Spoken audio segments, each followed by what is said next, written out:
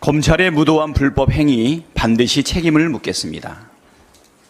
정적을 제거하기 위한 윤석열 검찰의 비열하고 악랄한 탄압이 계속되고 있습니다.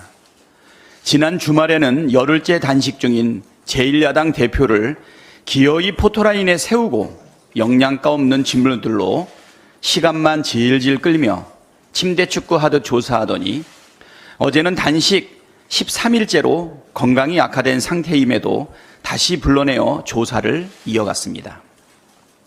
물증도 없는 터무니없는 수사를 반복하고 있다는 진실을 감추려 특정 언론에 공무상 비밀 누설까지 행하는 범죄자 낙인 찍기를 반복했습니다. 검찰의 상습적인 불법 행위를 묵과하는 것은 민주주의와 법치를 포기하자는 것과 같습니다. 그동안 검찰은 숱하게 공무상 비밀을 누설하고 일방적인 언론 플레이를 했습니다. 공무상 비밀 누설은 2년 이하의 징역이나 금고 또는 5년 이하의 자격정지에 처하는 중범죄입니다.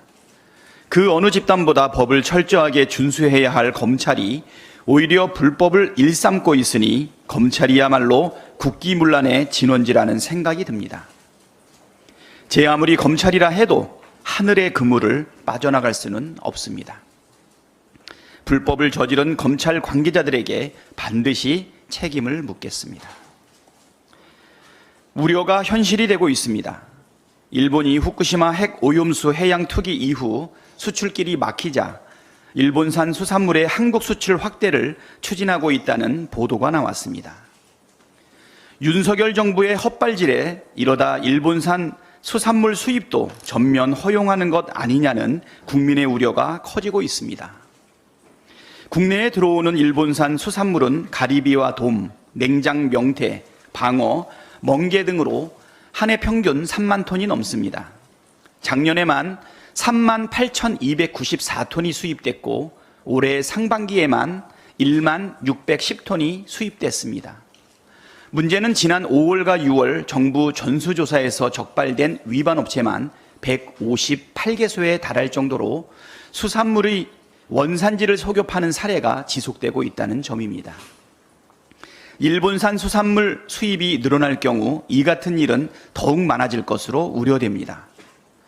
일본이 우리나라의 수산물 수출을 확대하려는 의도는 뻔합니다.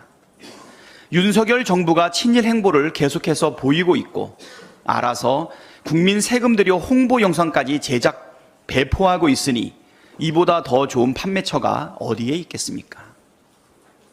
많은 이들이 지적하듯 윤석열 정부의 친일 행보가 일본 수산물 수입을 막는 데 최대 걸림돌이 되고 있습니다. 우리 정부가 나서서 핵 오염수 해양 투기가 안전하다고 주장하면 할수록 일본 수산물 수입을 반대할 명분도 사라지게 마련입니다. 윤석열 정부는 스스로 발밑에 구덩이를 파는 어리석은 삽질을 그만두고 지금이라도 국민의 뜻을 받들어 후쿠시마 핵 오염수 해양 투기 중단을 위해 나서십시오.